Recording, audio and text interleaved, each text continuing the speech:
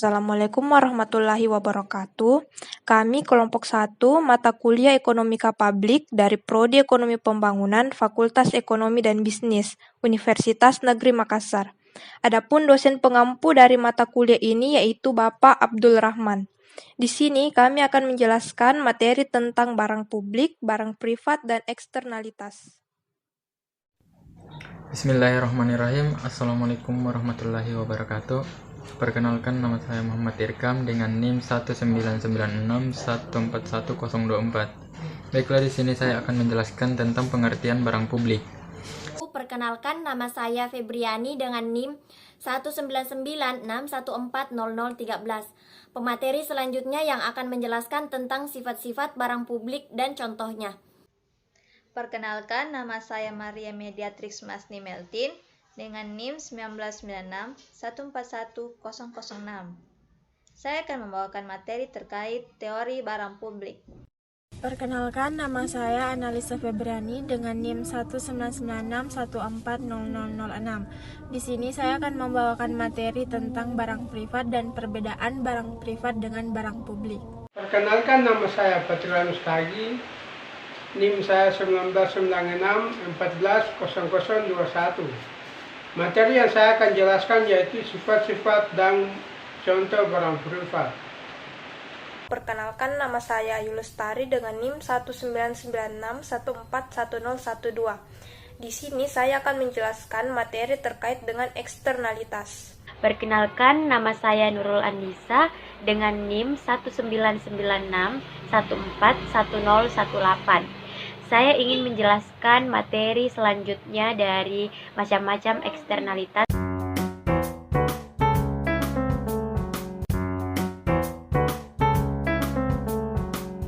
Baiklah, di sini saya akan menjelaskan tentang pengertian barang publik. Secara umum, barang publik biasa dipahami sebagai sesuatu yang dapat dinikmati atau dibutuhkan oleh semua orang. Suatu barang publik merupakan barang-barang yang tidak dapat dibatasi siapa pengguna, dan sebisa mungkin bahkan seseorang tidak perlu mengeluarkan biaya untuk mendapatkannya. Barang publik adalah barang yang apabila dikonsumsi oleh individu tertentu, tidak akan mengurangi konsumsi orang lain akan barang tersebut. Barang publik sempurna adalah barang yang harus disediakan dalam jumlah dan kualitas yang sama terhadap seluruh anggota masyarakat. Selanjutnya, adapun perbedaan barang publik dengan barang lainnya. Yang pertama, yaitu perbedaan barang publik dengan barang kolektif. Barang publik adalah untuk masyarakat secara umum atau keseluruhan, sementara barang kolektif dimiliki oleh satu bagian dari masyarakat atau satu komunitas yang lebih kecil dan hanya berhak digunakan secara umum oleh komunitas tersebut. Yang kedua yaitu non-inklusivitas. Salah satu sifat yang membedakan barang publik dengan barang lainnya adalah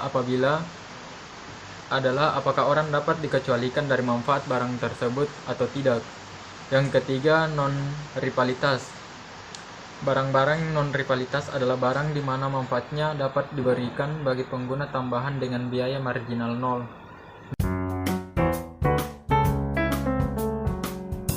Pemateri sebelumnya telah menjelaskan bahwa barang publik merupakan barang yang dikonsumsi bersama oleh semua lapisan masyarakat. Untuk mendapatkan barang tersebut tidak diperlukan persaingan dan tidak dipungut biaya.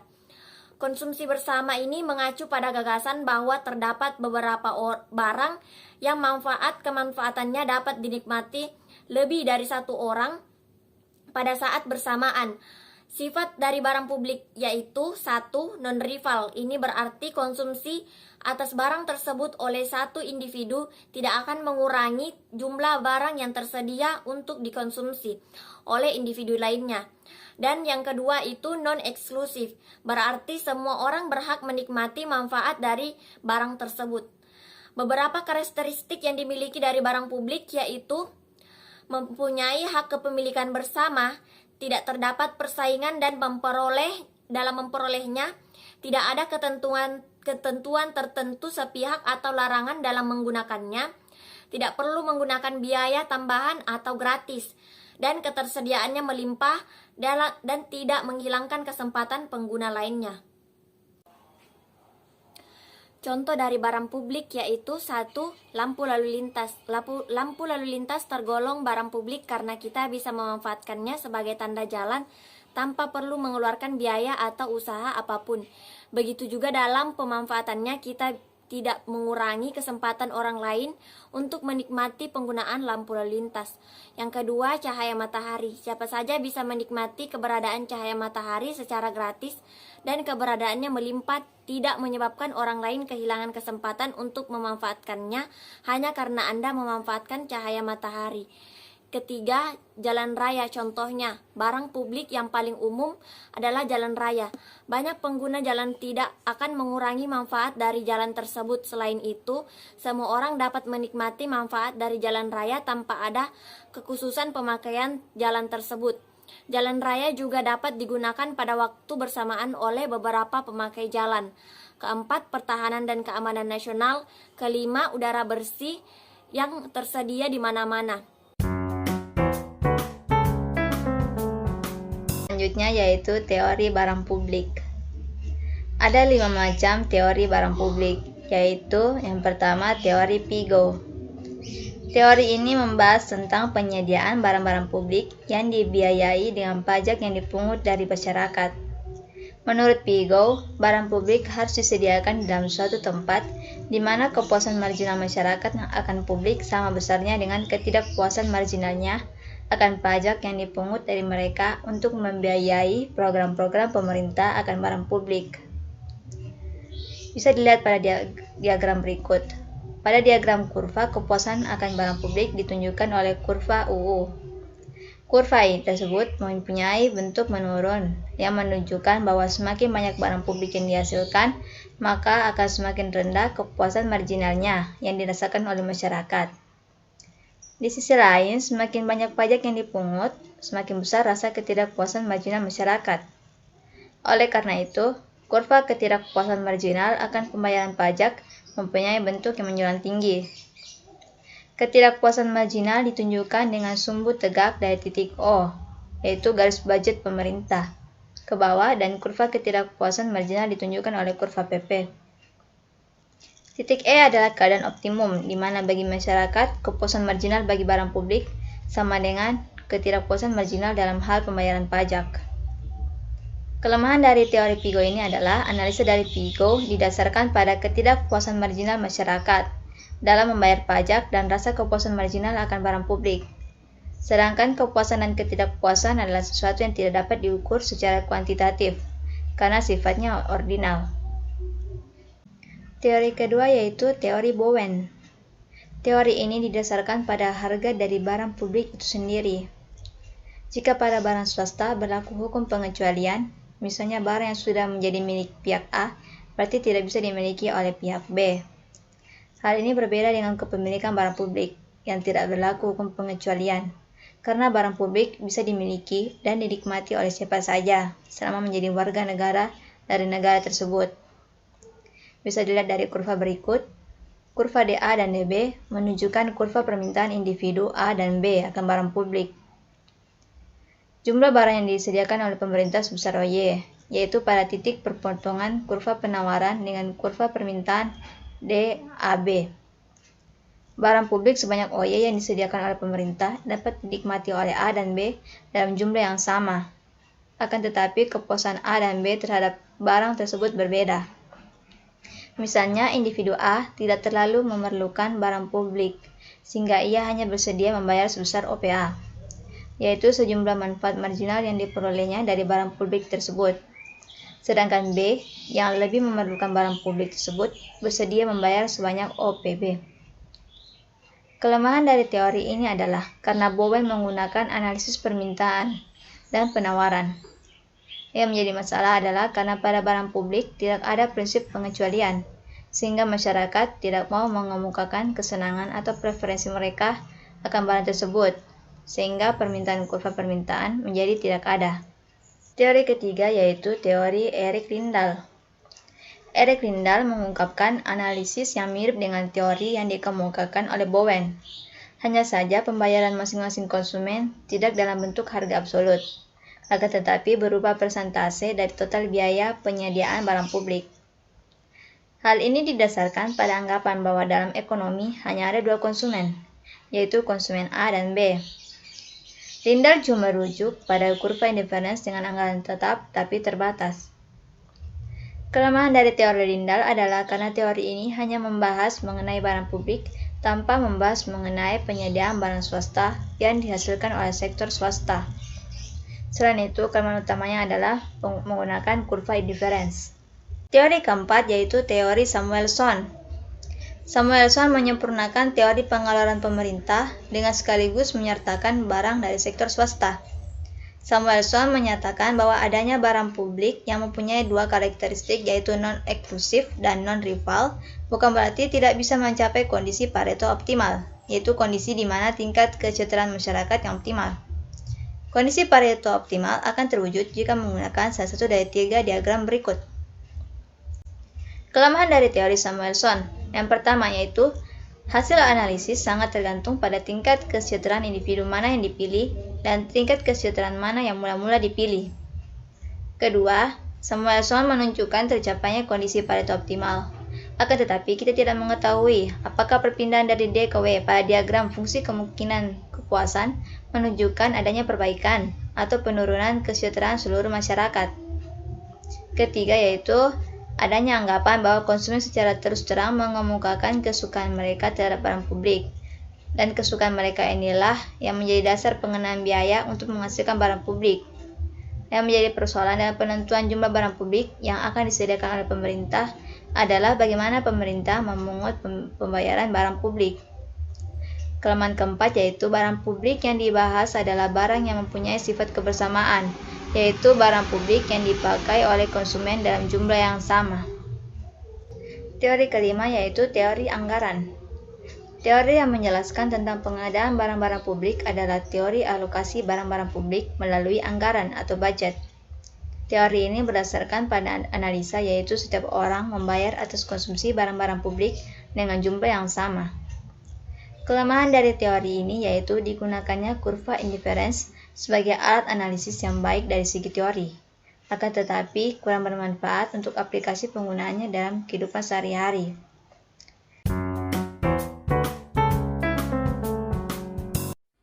Selanjutnya, barang privat. A. Pengertian barang privat. Barang privat adalah barang-barang yang memiliki sifat keterbalikan dengan barang publik. Barang privat secara tipikal adalah barang-barang yang diperoleh melalui mekanisme pasar, di mana titik temu produsen dan konsumen adalah mekanisme harga. B. Karakteristik. Barang privat memiliki dua karakteristik utama, yaitu excludability, yaitu tidak semua orang dapat menggunakannya. Yang kedua, rivalitas, yaitu penggunaan barang oleh satu orang mengurangi ketersediaan untuk orang lain. C. Perbedaan barang publik dengan barang privat. Barang privat adalah barang yang memiliki sifat rivalry dan excludable, sedangkan barang publik memiliki sifat non-rivalry dan non-excludable. Non-rivalry artinya barang publik yang telah digunakan oleh seorang konsumen dapat lagi digunakan oleh konsumen-konsumen lainnya tanpa mengurangi kesempatan atau peluang konsumen tersebut untuk menggunakannya. Sedangkan non-excludable berarti dengan tersedianya suatu barang publik tidak ada yang dapat menghalangi siapapun untuk memperoleh manfaat dari barang tersebut. Dalam konteks pasar, barang-barang tersebut dapat dinikmati tanpa terkecuali baik oleh mereka yang membayar maupun tidak.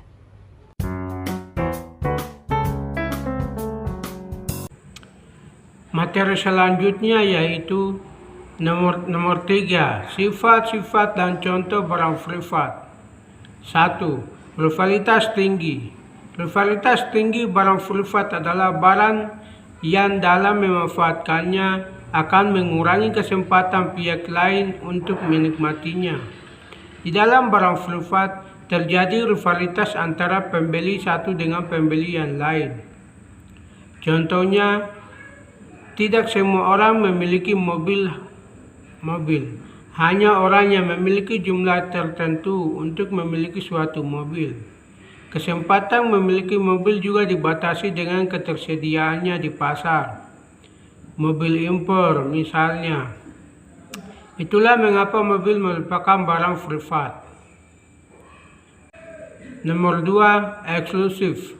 Barang privat menawarkan eksklusivitas karena tidak semua orang dapat memilikinya. Dan ketika seseorang memilikinya, maka barang tersebut menjadi kepemilikannya secara pribadi. Dalam mendapatkan barang privat juga meliputi persyaratan atau kriteria tertentu yang harus dimiliki sehingga bisa memiliki barang tersebut. Contohnya, lembaga bimbingan belajar, LBB, swasta. Ini juga merupakan contoh barang privat khususnya di bidang pendidikan. Hanya orang dengan kriteria tertentu, misalnya usia, tingkat jenjang pendidikan, jurusan, dan yang sanggup membayar yang bisa mengakses LBB ini. Apabila LBB telah mencukupi jumlah siswanya, maka kesempatan yang lainnya untuk ikut dalam LBB juga hilang. Dengan begini LBB merupakan barang privat. Nomor 3, terbatas. Jumlah dari barang privat adalah terbatas. Tidak seperti barang publik yang jumlahnya berlimpah. Dalam barang privat maka tidak semua orang bisa memilikinya. Apabila kuota yang ada telah mencukupi atau habis, contohnya baju, tas, sepatu, dan lainnya.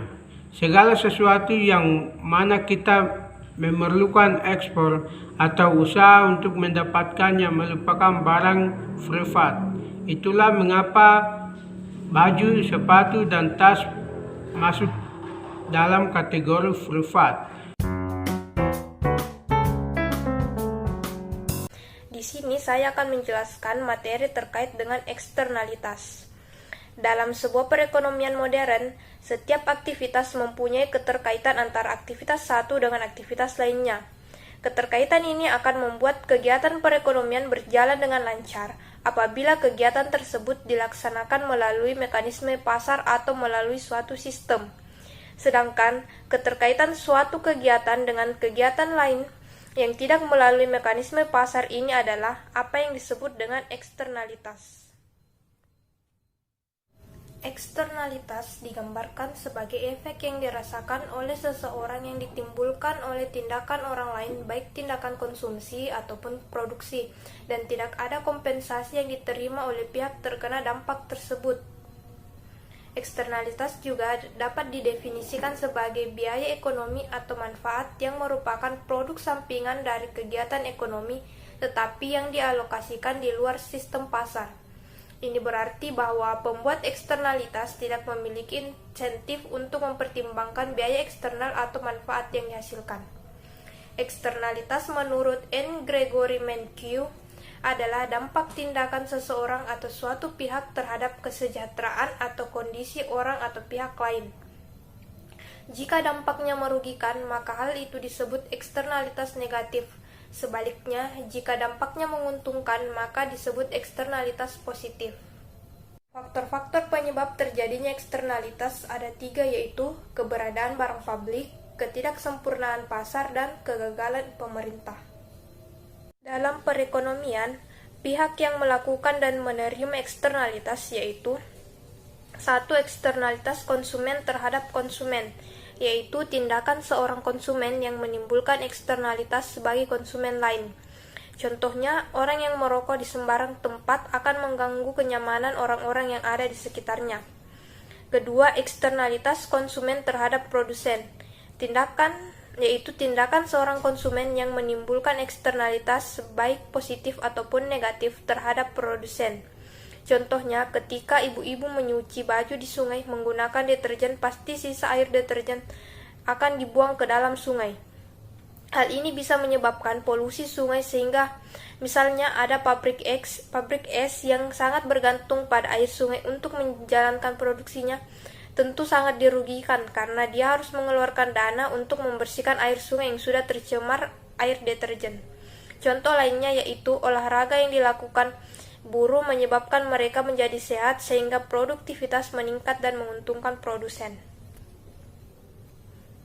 Yang ketiga yaitu eksternalitas produsen terhadap konsumen, yaitu tindakan seorang produsen yang menimbulkan eksternalitas baik positif atau negatif terhadap konsumen. Ketika fungsi utilitas konsumen tergantung pada output dari produsen.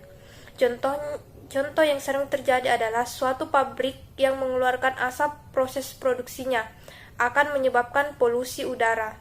Udara kotor tersebut akan dihirup oleh masyarakat yang bertempat tinggal di sekitar pabrik. Hal ini menyebabkan utilitas masyarakat tersebut yang tinggal di sekitar pabrik menjadi turun, karena pabrik tidak memberikan ganti rugi apapun kepada masyarakat. Yang keempat yaitu eksternalitas produsen terhadap produsen, yaitu tindakan yang terjadi ketika output dan input yang digunakan oleh suatu perusahaan mempengaruhi output dan input yang digunakan oleh perusahaan lainnya.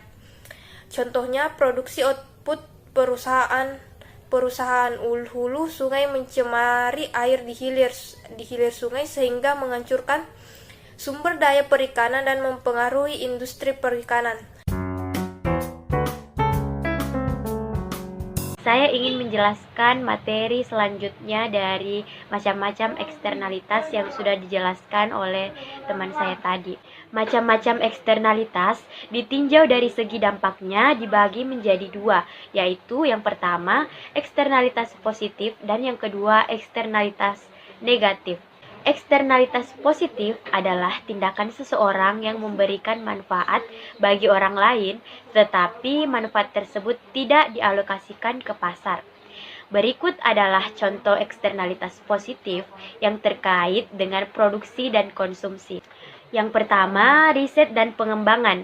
Perusahaan yang menemukan teknologi baru sebagai hasil dari kegiatan penelitian dan pengembangan atau R&D menciptakan manfaat yang membantu masyarakat secara keseluruhan. Yang kedua, yaitu pembangunan infrastruktur. Pembangunan jalan dan jaringan transportasi lainnya bermanfaat bagi mobilitas barang dan orang. Tidak hanya itu, agen real estate juga mendapatkan keuntungan. Yang ketiga yaitu pendidikan dan pelatihan.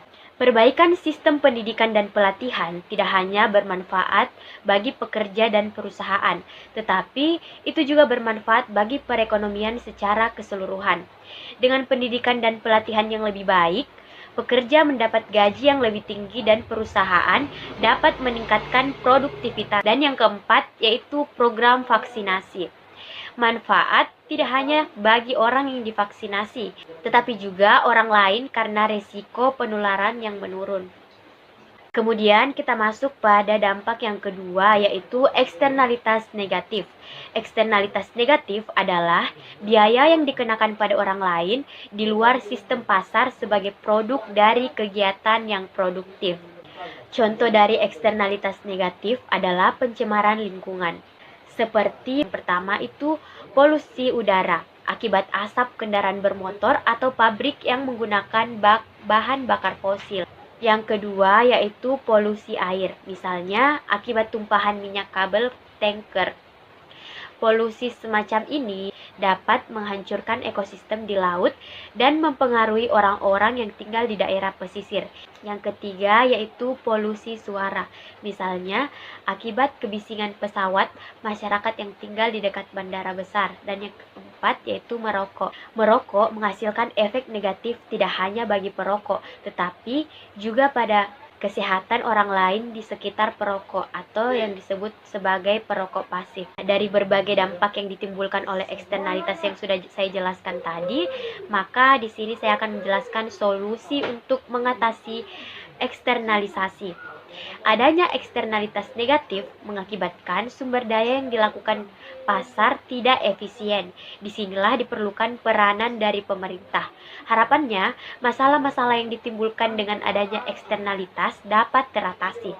Beberapa hal yang dapat dilakukan oleh pemerintah yaitu yang pertama regulasi.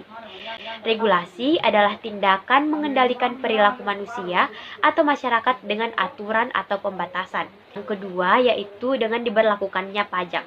Pajak merupakan salah satu solusi yang dapat dilakukan untuk mengatasi eksternalitas. Konsumen atau perusahaan yang menyebabkan eksternalitas harus membayar pajak sama dengan dampak marginal dari eksternalitas yang telah dibuat. Solusi yang ketiga yaitu dengan adanya subsidi. Ketika manfaat sosial melebihi manfaat pribadi, maka subsidi harus diberikan kepada konsumen atau produsen.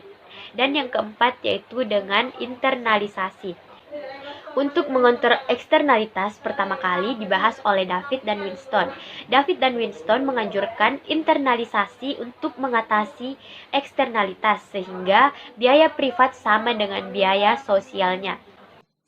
Itulah tadi penjelasan materi dari kelompok kami tentang barang publik, barang privat, dan eksternalitas. Kurang lebihnya mohon dimaafkan dan terima kasih telah menonton. Semoga materi yang kami jelaskan ini dapat menambah pengetahuan serta memberikan manfaat bagi kita semua. Don't ever change for anybody. Don't ever trade your soul. Don't even listen to him.